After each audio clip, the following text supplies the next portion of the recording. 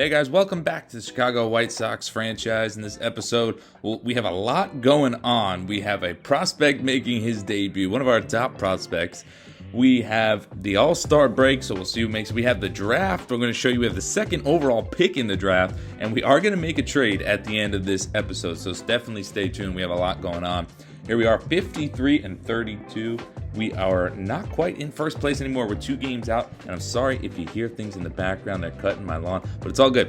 White Sox, we are in first place in the AL wildcard by quite a bit, too. About 10 games in the loss column, so we are looking good on the season. Bearing some kind of disaster, we should be making the playoffs. Speaking of that prospect we're going to call up, it is going to be our first ever draft pick in this franchise. Starting pitcher Roger Magana. We drafted him in the first season. He was our very first overall draft pick. He's 23 years old, 79 overall. Throws hard, throws fastball, 2-seam curve slider, and changeup. He's dominating AAA. He's ready for the major leagues, and he's going to make his debut in St. Louis.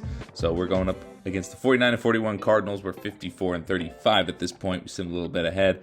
And there you see Roger Magana making his MLB debut. He dominated in AA the first year. He's dominating again here in AAA. We had a video showing our minor league prospects a couple videos back last season, and he featured on there when he was in AA, and he was just carving the AA Montgomery Biscuits up. So there he is. He throws hard. Fastball can reach 101. First batter he's going to face in his career, Tommy Edman, and Tommy Edman strikes out swinging on the curveball. So first major league strikeout is out of the way with the first batter he faces.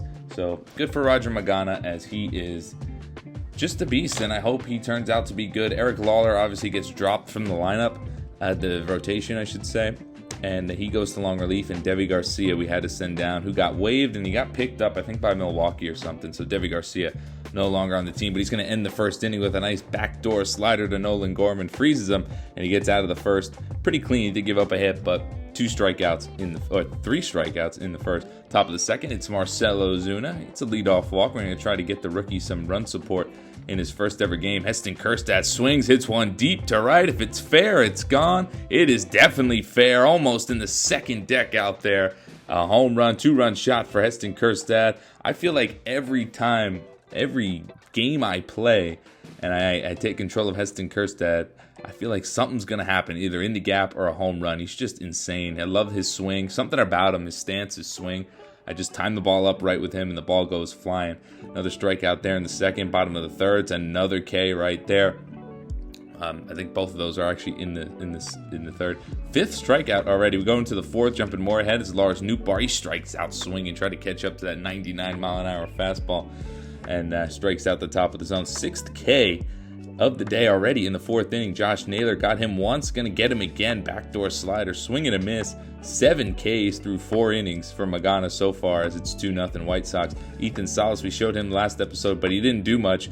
So here we go. He finally does something in the video as he rips one in the gap, and probably the fastest catcher in the league at the moment. That's a triple for Ethan Salas, so good to see him starting to swing the bat well. It's going to take me a little bit to get the timing down with him, get his stats up. I think he's going to be like Heston Kjerstad, man. Ball's going to be flying all over the place. I really like his stance.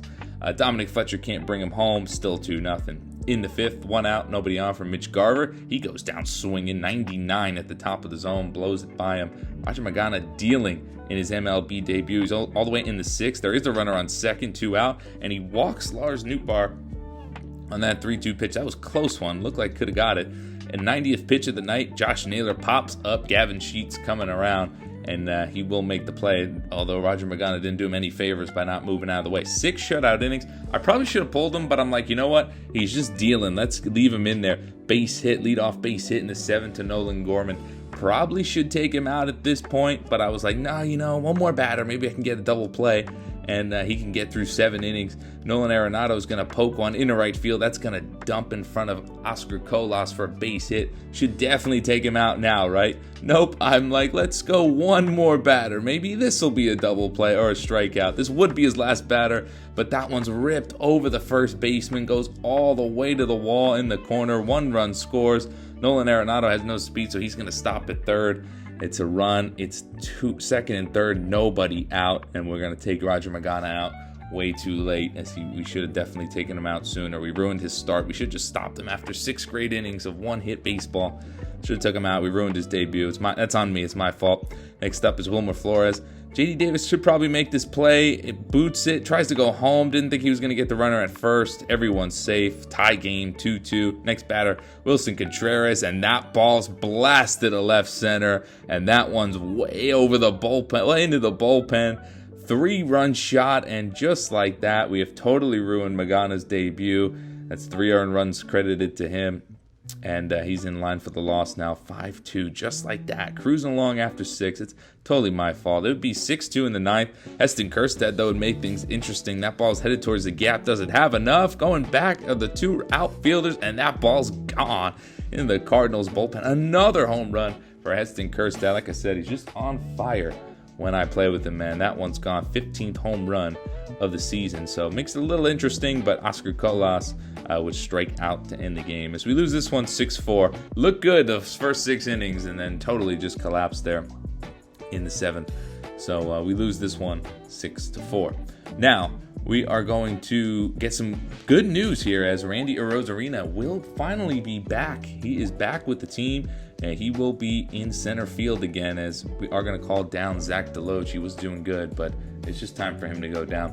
And here we're going to show the draft. We're only going to show our first pick because we do have the 2nd overall pick there in the draft, as you can see, as the Washington Nationals have pick number 1, and they are going to take Joaquin Lopez, third baseman, who looks really, really damn good. What a pick that is. Who are we going to take with the 2nd overall pick? You guys should remember this name. Raul Franco looks solid. 18 years old, potential 84-99, 100% scouted. We need an outfielder. I don't like Oscar Colas.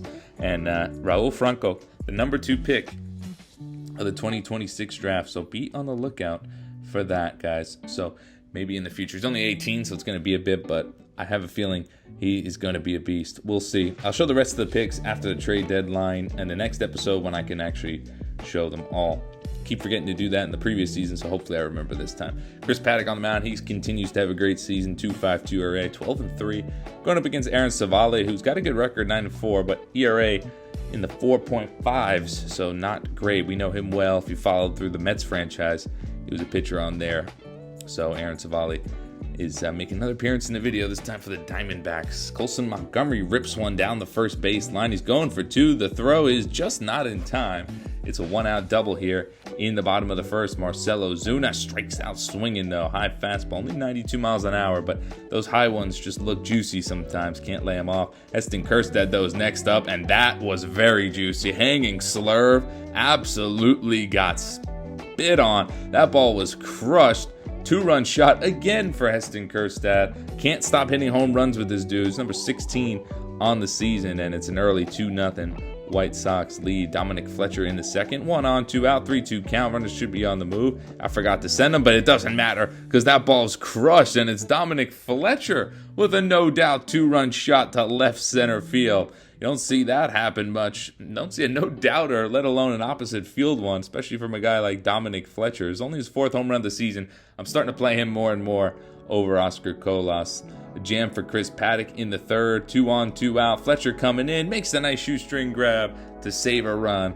As through 3, we're up 4-0. In the 5th, another jam. 1st and 3rd one out for Perdomo. He goes down looking on a nice circle change from Chris Paddock. Totally froze him. 2 out now. 2nd and 3rd, it's Luis Arraez again in the 5th. And that one's going to fly out, and that one's going to be a fly out to right. Fletcher there again. He'll make the play. So Chris Paddock getting out of a couple jams in this game. But it's 4-0 through 5. His night would end after the 6th inning. And after the 6th inning, I think. Lourdes Gurriel homers Heston Kjerstad just a second late. Man, almost robbed. Imagine if he robbed that after all these home runs he's been hitting. But Gurriel hits his 9th home run. Arizona gets a run back. It's 4-1. And then a couple batters later, Suarez lines out to right. Fletcher makes the play. That would be 6 innings, only 1 earned for Chris Paddock. So another great quality start. Nothing really happened later on. I think we scored in the quick sim, but 6-1 would be the final. Dwayne Underwood Jr. shuts the door down, and we pick up a win against the Diamondbacks as we're going to head into the All-Star break. We'll take a look at the whole All-Star team. We do have an All-Star starting pitcher, and it looks like he's at the top, so I think he's starting and got the most votes. Chris Paddock, 13-3, 2.47 ERA, whip under 1, and 113 strikeouts. I'm pretty sure that's what does it for the voting in this. 113 leads the American League. He's been balling. Luke Weaver makes it from the relieving position. A lot of closers made it, as you can see there, but one of our closer made it, and that's Joe Barlow, 2.23 ERA, pretty solid. You see Yiner Cano with a sub-1 ERA and 40 innings pitched. That's insane. But good job to Joe Barlow making the team. We'll go along position by position here and just see catcher Ruiz, Rogers, and Wells. First baseman Gurriel Jr. Alex Kirilloff makes it. Wow, 21 homers, batting .293 for the Twins. And former White Sox Andrew Vaughn, who we traded to the Orioles and somehow went to the A's on this one. Not sure who the Orioles got in return for him. But, yeah, Andrew Vaughn is an all-star again on the A's. 255, 17 homers. Not bad. Good for Andrew Vaughn. That trade definitely worked out as we got Heston Kjerstad from that one. Eddie Julian makes it. I'm skimming ahead a little fast here, but just feel free to pause it. If it's not our team, I don't really worry about it. Marcell Ozuna made it as a left fielder. He also made it as a DH, which is kind of weird. He made it as both a left fielder and a DH. Like, it's just stupid. He should just be a DH. He never plays the field, but he's hitting .252. He's got 25 bombs already at the All-Star break, Marcell Ozuna, so he's been great. And Judge has 33 homers. Man, that guy is just a beast. Love watching him in real life, of course. That's the All-Star break, but then before the trade deadline, we're going to make this massive trade here. I told you guys I don't like Oscar Colas. Well, we're shipping him off.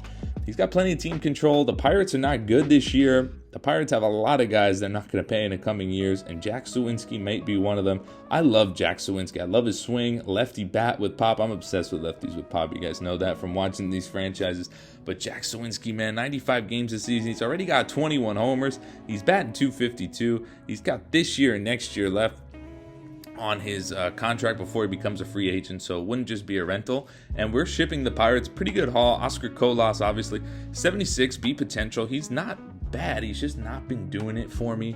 You know, he's going to go. He's got plenty of team control, though. Dylan Head, a guy we got from the Luis Robert trade, that trade that got us Ethan Salas, he comes over. He goes to Pittsburgh. He looks good. He's only 21, 72 B potential. He can help Pittsburgh in the future. Same thing with Ryan Savage. We actually drafted this guy. 20 years old. He's all the way up to a 65 already. I think he was a 58 when we drafted him last year or something like that. So he's gone up a bunch. So the Pirates are getting some good guys. That's for sure. They're not getting nobodies. And so here we are at the end of the month. Big divisional matchup. As you can see, the Twins are pulling away in the division. 69 wins for them, only 62 for us. It's be big if we can pull a couple of games against them here. Dean Kremer on the mound. ERA's in the threes, but it's the low threes, 3.13. So he's still having a good year. That's for sure. Tony Gonsolin on the mound from Minnesota. And he's rocking a 3.83 ERA. Not bad. In the second inning, it's no out, nobody on. Look who it is. Heston Kjerstad. Surely not again. Yep, another no-doubter to right field. Crushed yet again. I mean, my goodness. The guy is just something else. We simped ahead probably a couple weeks at this point. So let's see what number of home run that is. But Kjerstad hits number 19 on the season. He can't stop. He cannot stop hitting home runs. In the second, now Randy Arozarena, one out, nobody on. That's a base hit for Randy Arozarena. So let's see if we can get a little rally going. We got one out, one on in the bottom of the second. Gavin Sheets is up next, and Sheets smokes one to right field. Right field took a terrible route to that ball. It's going way over his head anyway. Bounces off the wall. Arozarena rounds third. He's going to score easily. It's 2-0 White Sox in the bottom of the second. See if we can continue this run support. Ethan Salas up next couple batters later. That's a base hit in the right field, but it's Gavin Sheets on the Bates pass, remember. He's not going to be fast enough to score. The first and third, 2 outs. It's Vaughn Grissom, but that rally's going to be over as Grissom grounds to third, inning over. Ron Grissom hasn't done much lately. I feel like he might have to be the next to go. We do have a second baseman coming up. Anyway, in the third is Jack Suwinski. He lines one to left field. Diving is the left fielder, but it's off the glove. So it's the first hit as a White Sox for Jack Suwinski. So he's on base with his first White Sox hit. And we got 2 out, 1 on for, of course, Heston Kjerstad. Surely he's not going to come through again, right? Here we go, the 1-2 pitch. Kjerstad smokes one to right field. Is it fair? Oh, yeah, it is. He's done it again. Another no. Oh, my goodness. That went over the seats, I think. I need a distance on that. But that's home run number 20 on the season. and 488 feet. My goodness, he is just on a tear right now. He's incredible. 5-2 in the fifth it would be at this point, after a couple quick sim runs. But Austin Martin beats that out. It's first and third. Tying run at the plate. Alex Kirilloff, all-star this year. Base hit in the left field. Run scores. It's 5-3. First and second, 1 out. Kremer needs to bear down, get out of this fifth inning here. Next up is Royce Lewis, the 1-1, and he is going to hit one to second. This should end the inning with a double play, but no, booted by Vaughn Grissom. Throw to first, not in time. It's an error, a very costly error, because this inning should be over. Now it's bases loaded, 1 out for Eddie Julian. He hits one hard right at Grissom, but he's going to make up for that error immediately. 4-6-3 double play to get out of the inning. It's 5-3. Still 5-3 in the sixth. Kremer just trying to get through 6 innings here. That's rip, base hit past the diving Grissom. Runner goes first to third. It's first and third, 2 out from Minnesota here in the sixth, as we are going to call on the bullpen. We're going to call Lucas Sims to get out of this jam against Kevin Prada, and he does just that. Gets him looking top of the zone. Big strikeout there. It's still 5-3. In the seventh, 5-3 again. Lucas Sims still in. It's Royce Lewis on the mound.